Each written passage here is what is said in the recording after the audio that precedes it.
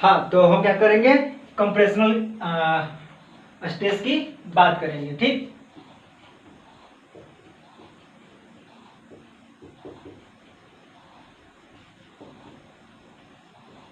Compressional stress.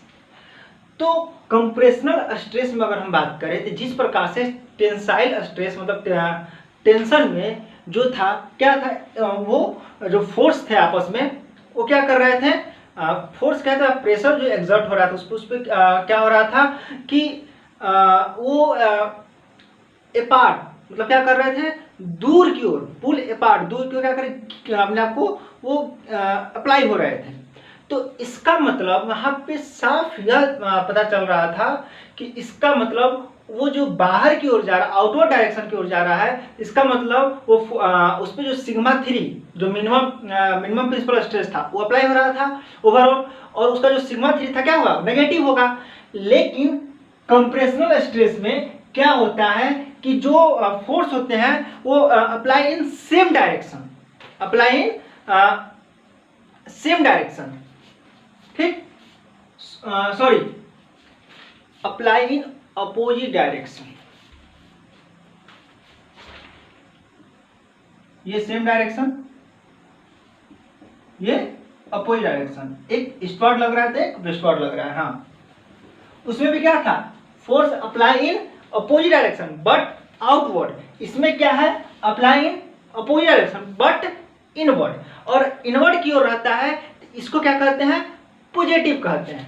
अच्छा, तो इसमें मतलब क्या है कि एक प्रिंसिपल स्ट्रेस क्या है, डोमिनेटेड है, ठीक है ना, क्या है, डोमिनेंट है।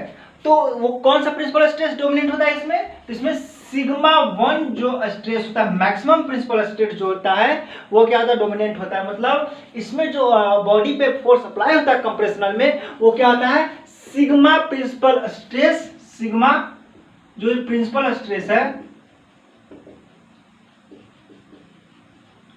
क्या होता है, अप्लाई होता है। अच्छा, अब यहां पे सिग्मा प्रिंसिपल स्ट्रेस अगर अप्लाई हो रहा है और ये पॉजिटिव है, तो सिग्मा प्रिंसिपल स्ट्रेस अप्लाई होगा तो बॉडी का शेप कैसा होगा। अगर ये मेरा बॉडी इस तरह है और इस पे क्या कर रहा है, फोर्स अप्लाई हो रहा है, तो ये जो मेरा बॉडी है वो किधर, इधर क्यों रहा है, ऐसे हो जाएगा, ऐसे ये बॉडी का शेप फॉर्म हो जाएगा। ठीक,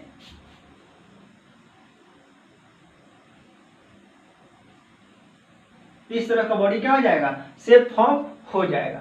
अच्छा, अब इसमें है और इसके कारण अब क्या हो रहा है, बॉडी क्या कर रही है, जैसे कि क्या हो रहा है कि सेम डायरेक्शन में फोर्स लग रहा है, सेम डायरेक्शन में क्या हो रहा है, फोर्स लग रहा है। जब सेम डायरेक्शन में फोर्स लग रहा है तो ये क्या, बॉडी फोल्ड हो गया, फोल्ड हो गया। देखिए, सेम डायरेक्शन में फोर्स लगा रहा है, सॉरी, कंप्रेशनल फोर्स लगा रहे हैं, क्या बॉडी फोल्ड हो रहा है, और ये स्ट्रेस करेंगे तो क्या हो जाएगा, ये फट जाएगा, मतलब क्या हो जाएगा, फ्रैक्चर हो जाएगा, ब्रिटल लाइक दिखाएगा, और इसमें क्या है, फोल्डिंग टाइप का दिखा रहा है। ठीक, ये क्या हो रहा है, बॉडी फोल्ड हो जा रहा है, मतलब इसमें वो क्या हो रहा है, इसके कारण हमको क्या देखने को मिलता है, ड्यू टू दिस हमें क्या देखने को मिलता है, फोल्डिंग देखने को मिलता है। अब एक चीज, फोल्डिंग और फ्लैटनिंग दो टर्म होते हैं। ठीक, फोल्डिंग और एक फ्लैटनिंग होता है, फ्लैटनिंग होता है। तो फोल्डिंग को हम फ्लैटनिंग कब कहते हैं, तो जब हमको जो डिफॉर्मेशन है, ठीक, जो स्ट्रेस का कारण स्ट्रेन जो हमारे सामने निकल के आ रहा है, तो क्या कर रहा है, फोल्ड कर रहा है। तो यही जब फोल्ड, यही जब डिफॉर्मेशन, ठीक है ना, यही जब डिफॉर्मेशन मोर होमोजीनियस प्रिंसिपल स्ट्रेस का कारण मोर होमोजीनियस दिखाई देगा। ठीक, इसको हम क्या कहेंगे, फोल्डिंग कहेंगे। ठीक, डिफॉर्मेशन जो होगा मोर होमोजीनियस, बहुत ज्यादा क्या हो जाएगा, होमोजीनिटी उसमें मतलब डिफॉर्मेशन में शो करेगा, किसके कारण, सिग्मा 1 के कारण। तो क्या होगा, इसी को हम क्या कहते हैं, फ्लैटनिंग कहते हैं। मतलब मोर होमोजीनियस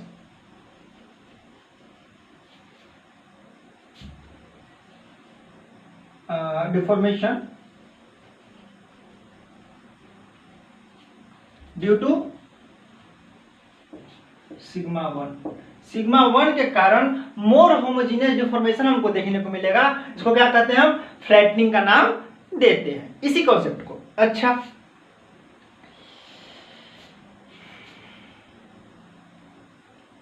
अब इसको मिटा देते हैं।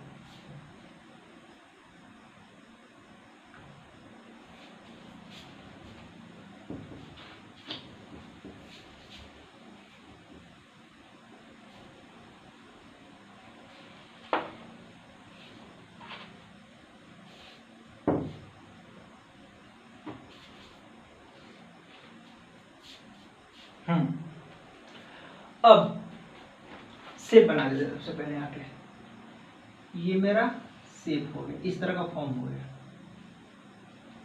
अब जब रॉक में डिफॉर्मेशन होगा तो रॉक के अंदर क्या होते हैं? मिनरल होते हैं। अच्छा, ये जो मिनरल होंगे, ठीक है ना, वो भी क्या करेंगे? आपको कि इलोंगेट हो जाएंगे डिफॉर्मेशन के साथ। मतलब जैसे डिफॉर्मेशन होगा उस प्रकार से क्या करेंगे? इलोंगेशन अपना बदलेंगे। ठीक, तो यहाँ पे जो मिनरल एग्जिस्ट कर रहा है इस प्लेटी, ठीक, प्लेटी शेप के साथ यह जो मिनरल या इलोंगेटेड शेप के साथ यह जो मिनरल, इसके अंदर जो मिनरल एग्जिस्ट कर रहा है वो भी क्या करेंगे? रोटेट कर जाएंगे। ठीक, वो भी क्या करेंगे? रोटेट कर जाएंगे ड्यूरिंग आइदर फ्लैटनिंग या फोल्डिंग।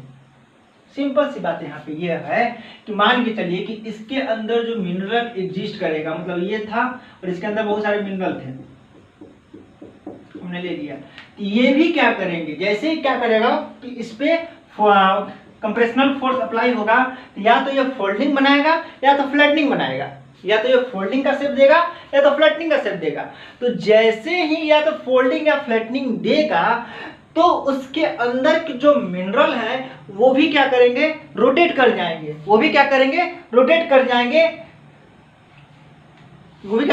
कर जाएंगे जैसे ही फोल्डिंग और फ्लैटनिंग होगा। मतलब रोटेशन यहाँ पे भी हमको देखने को मिलेगा मिनरल के अंदर, किसके साथ? जैसे ही इलोंगेशन प्लेटी या इलोंगेटेड होगा।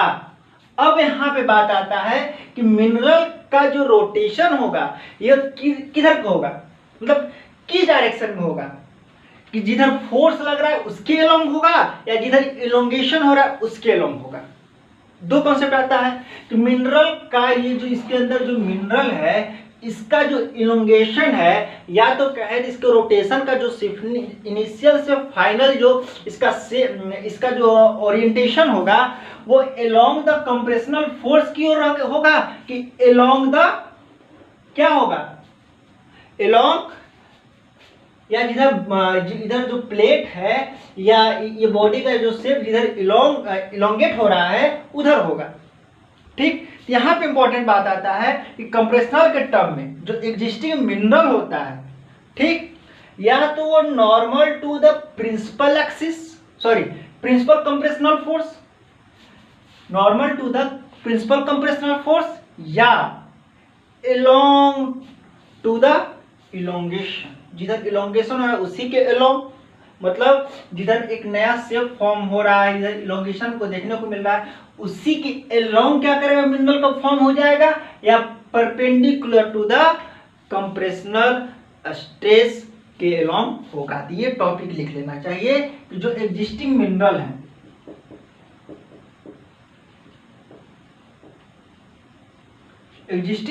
है, उनका जो क्या एग्जिस्टिंग मिनरल, सिंपल सी बात है, कंप्रेशनल फोर्स हो रहा है, कंप्रेशनल स्ट्रेस अप्लाई हो रहा है। तो जब एग्जिस्टिंग मिनरल के अंदर, इसके अंदर जो एग्जिस्टिंग मिनरल है कंप्रेशनल स्ट्रेस अप्लाई हुआ तो ये भी रोटेट करेंगे। रोटेट करके दो सिचुएशन आएगा और के रूप में बात दोनों, या तो परपेंडिकुलर टू क्या compressional stress direction, compressional stress direction क्या हो जाएगा? परपेंडिकुलर हो जाएगा, या along to the elongation, elongation के अलोंग ही क्या करेगा? इसका ओरिएंटेशन हमको देखने को मिलेगा, अलाइन कर जाएगा उसी के अलोंग। ठीक, समझ में आया? मतलब इसका जो इनिशियल ये क्या था, इनिशियल इसका ओरिएंटेशन था, इसका इनिशियल ओरिएंटेशन जो भी हो, लेकिन फाइनल ओरिएंटेशन ये होगा या फाइनल ओरिएंटेशन ये, दोनों का मतलब सेम ही है।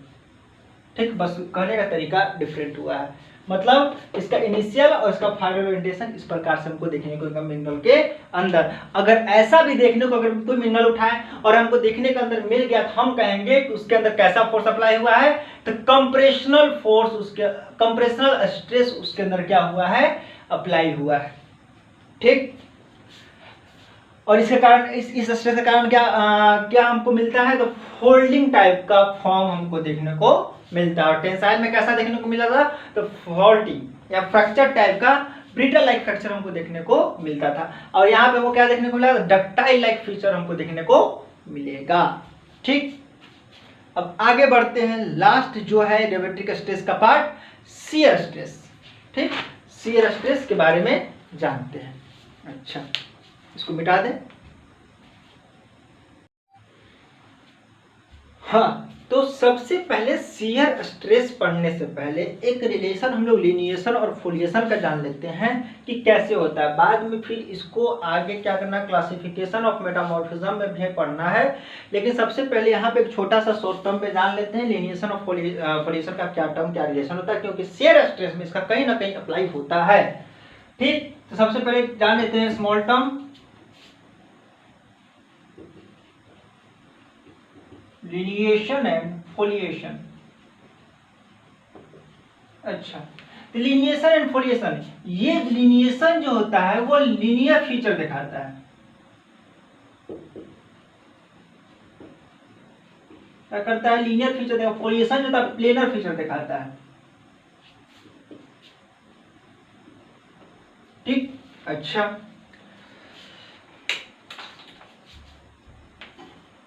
मतलब फोलिएशन में जो फीचर देखने को मिलेगा वो प्लेनर टेक्सचर या स्ट्रक्चर टाइप का हमको यहाँ पे देखने, मतलब प्लेन फॉर्म में। लिनिएशन में क्या होगा, लाइन के फॉर्म में देखने को मिलेगा। अगर कोई ठीक, यहाँ पे इतना है और इससे क्या है। और मेटामॉर्फिज्म में हम बात करें तो मेटामॉर्फिज्म में जो फोलिएशन होता है, ठीक, फोलिएशन कहाँ, मेटामॉर्फिज्म में,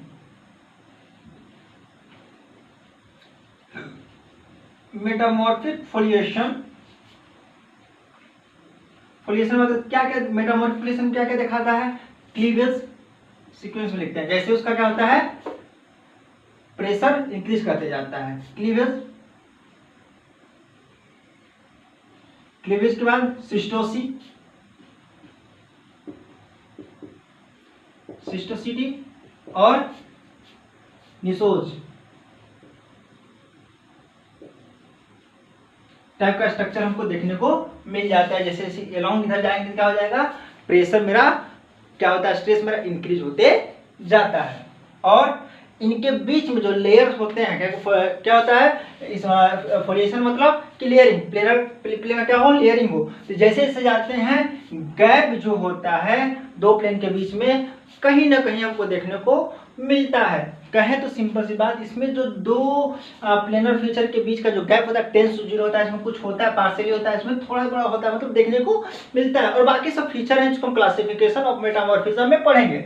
लेकिन इसको हम क्या यहाँ पे बताने की कोशिश की कि अब यहाँ पे एक रिलेशन आता है जो एक और देख लेते हैं। जैसे हम क्या, अब लिनिएशन और फोलिएशन का जो रिलेशन है उसको हम due to principal stress sigma 1, sigma 2, sigma 3 को देख के क्या करेंगे, आइडेंटिफाई करते हैं। जैसे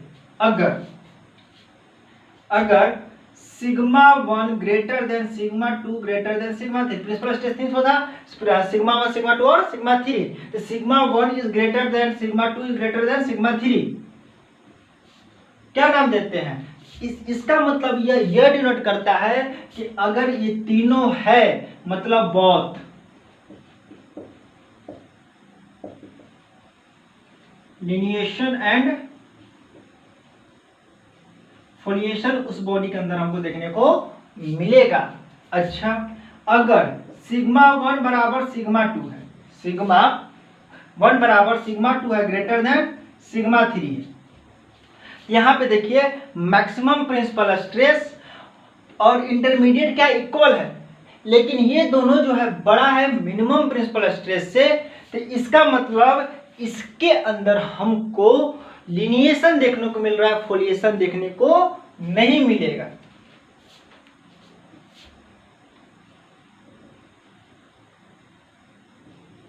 लिनिएशन बट नॉट फोलिएशन। ठीक, अच्छा अब सिग्मा 1 बड़ा है सिग्मा 2 से, बट सिग्मा 2 इक्वल है सिग्मा 3 से। इसमें क्या होता है कि फोलिएशन देखने को मिलेगा लेकिन लिनिएशन नहीं। फोलिएशन बट नॉट लिनिएशन, लेकिन लिनिएशन हमको देखने को नहीं मिलता है। तो इसका मतलब कहीं ना कहीं इसको हम समझने की कोशिश करें। यहाँ पे सिंपल सी बात है, एक चीज याद कैसे रखा जाए, तो ये हम इसके अंदर देख सकते हैं कि अगर तीनों का रिलेशन मतलब सिग्मा 1 बड़ा सिग्मा 2 सिग्मा मतलब कोई इक्वलिटी नहीं है, ठीक, मतलब डिबेटिक स्ट्रेस दिखाने की कोशिश कर रहा है, तो इसका मतलब उसके अंदर लिनिएशन और फोलिएशन हमको दोनों देखने को मिलेगा। अगर मेरा सिग्मा 1 ही सबसे बड़ा है, इसका मतलब उसके अंदर फोलिएशन देखने को मिलेगा। अगर सिग्मा 1 बराबर है किसी सिग्मा 2 से, इसका मतलब उसके अंदर फोलिएशन देखने को नहीं मिलेगा। इस तरह से हम बाकी क्या कर सकते हैं, रिलेशन याद कर सकते हैं। अच्छा, अब आगे अब आते हैं शेयर स्ट्रेस पे। ठीक, अब आते हैं शेयर स्ट्रेस पे। शेयर स्ट्रेस, अच्छा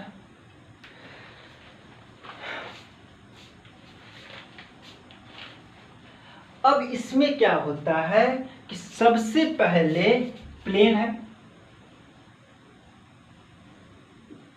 ये मेरा प्लेन है, अच्छा, और ये मेरा ओरिजिनल ओरिएंटेशन था, और बॉडी क्या हुआ बाद में इस तरह हो गया। ये मेरा प्लेन है, इस और इस तरह इसमें फोर्स लग रहा था, मतलब प्रेशर इस तरह लग रहा है। मतलब सिंपल सी बात है कि स्लिप कर रहा है ये बॉडी, क्या कर रहा है, जैसे ये था ऐसे ओरिएंटेशन था और ये बॉडी स्लिप कर रहा है, मान लीजिए सर्कल था, बॉडी में सबसे पहले क्या लगा, इलोंगेटेड हो रहा है, मतलब इस पे क्या कर रहा है कि कंप्रेशनल फोर्स तो लग रहा है, और ये बॉडी क्या कर रहा है, अब कंप्रेशनल क्या है वो तो अलग चीज है, लेकिन इस पे क्या कर रहा है, फोर्स लगा और साथ में स्लिप भी कर गया। ठीक, मतलब body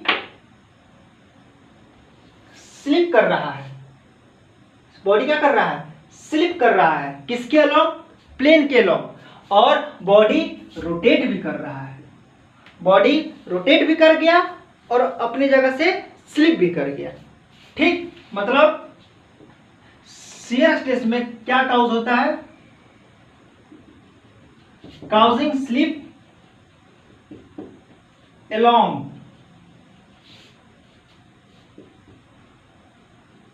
parallel plane, parallel plane, सही बात है, ये मेरा बोर्ड प्लेन है और कुछ भी एक्टिविटी हो रहा है तो किसके along हो रहा है, इसी के along हो रहा है, किसके पैरेलल है, इसके along, इसके किसके पैरेलल है, प्लेन के पैरेलल है, तो causing slip along parallel plane and rotation।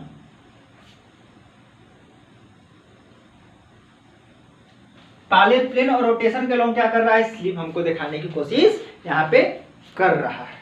ठीक, ये प्रकार से शेयर प्लेन था। अब यहाँ पे कुछ जियोलॉजिस्ट के द्वारा हम क्या करते हैं, एक टर्म देखते हैं जिसको अलग अलग जगह अलग अलग पढ़ा जाता है। जैसे हमने अभी शेयर स्ट्रेस और फ्लैटनिंग, जैसे फ्लैटनिंग पढ़े थे ना, फ्लैटनिंग कहने का मतलब फोल्डिंग वाले कंप्रेशनल स्ट्रेस में हम लोग क्या किए थे, फ्लैटनिंग का टर्म लिए थे। तो यहाँ और शियर स्ट्रेस में हम फ्लैटनिंग का भी टर्म लेंगे और जानने की कोशिश करेंगे कि स्ट्रक्चरल जियोलॉजिस्ट द्वारा इसे कैसे और क्या कहा जाता है। ठीक, फ्लैटनिंग में क्या था कि pure homogeneity deformation, pure homogeneity, more homogeneity, मतलब नियरेस्ट टू होमोजेनिटी की ओर लिया जा रहा था। तो इसका मतलब कहीं ना कहीं जियोलॉजिस्ट द्वारा, किसके, कौन से जियोलॉजिस्ट द्वारा, स्ट्रक्चरल जियोलॉजिस्ट, स्ट्रक्चरल जियोलॉजिस्ट करने का मतलब जो अपना रिसर्च कर रहे हैं किस पे, स्ट्रक्चर पे, ठीक। तो उनके द्वारा जो फ्लैटनिंग का टर्म है,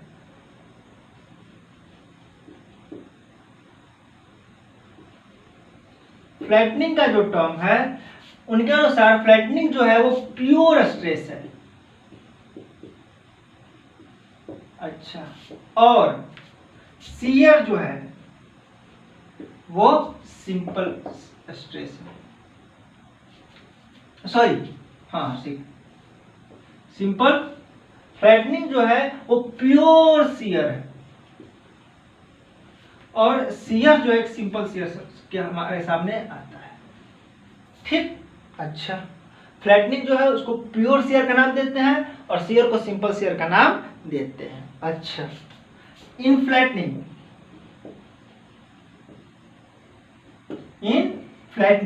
में क्या होता है, foliation is perpendicular to shortest axis of the strain, ठीक, इलिप्सॉइड, ठीक। इसमें क्या होता है कि foliation is perpendicular to the shortest axis,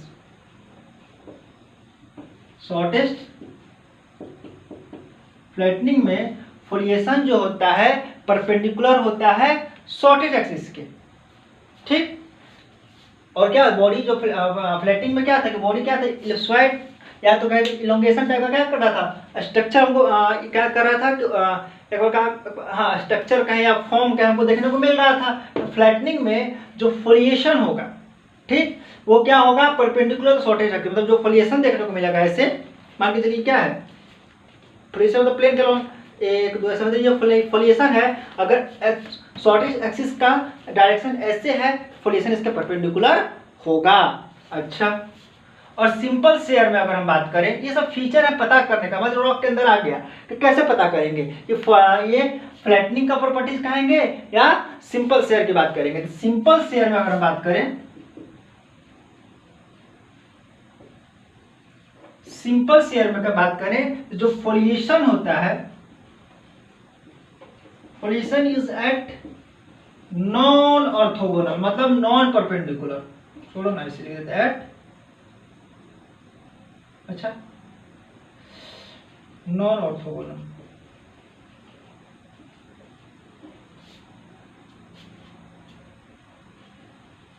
angle to the shortage axis. तो foliation is non orthogonal angle to the shortage axis. Shortage orthogonal sorry simple shear में जो मेरा फोलिएशन होगा वो शॉर्टेज एक्सिस के परपेंडिकुलर, शॉर्टेज एक्सिस उसके ऊपर apply होगा, लेकिन फ्लैटनिंग में शॉर्टेज एक्सिस इस फोलिएशन के परपेंडिकुलर था, मतलब कहे तो ऑर्थोगोनल था। लेकिन इस वाले केस में मतलब शियर स्ट्रेस सिंपल शेयर के केस में यहाँ पे जो फोलिएशन हमको देखने को मिलेगा और इसका जो शॉर्टेज एक्सिस है उसके बीच का एंगल तो जो देखिएगा 90 डिग्री ना होके कोई ना कोई एंगल भी या तो ऐसे अप्लाई होगा या तो ऐसे अप्लाई होगा या तो ऐसे अप्लाई होगा, किसी 90 डिग्री छोड़कर बाकी, मतलब यहाँ पे वो क्या था, किसी न 90 डिग्री को छोड़कर किसी न किसी एंगल पे क्या कर रहा होगा, वो एग्जिस्ट कर रहा होगा। तो क्या हो जाएगा, सिंपल शेयर का फीचर दिखाएगा, अन्यथा फोलिएशन अगर शॉर्टेस्ट एक्सिस के परपेंडिकुलर है तो फ्लैटनिंग का फीचर दिखाता है। तो यहाँ तक क्या हुआ कि हमने इससे पहले लेक्चर को मिलाकर यहाँ तक हमने शेयर स्ट्रेस का जो नेचर है वो टेम्परेचर और प्रेशर का जो फीचर है सारा क्या किया, एजेंट ऑफ मेटामॉर्फिज्म दिखाने की कोशिश की। नेक्स्ट लेक्चर में हम लोग क्या करेंगे कि इसके अगले टर्म मतलब क्या करेंगे कि नेचर ऑफ फ्लूइड के बारे में चर्चा करेंगे, और यहाँ पे एजेंट ऑफ मेटामॉर्फिज्म क्या हो जाएगा, खत्म हो जाएगा जब हम फ्लूइड फीचर के बारे में बात कर लेंगे। तो ठीक, यहाँ तक सब ठीक है। तो आप लोग किताब पढ़ते रहिए और पढ़ाई करते रहिए। All the very best. जय हिंद।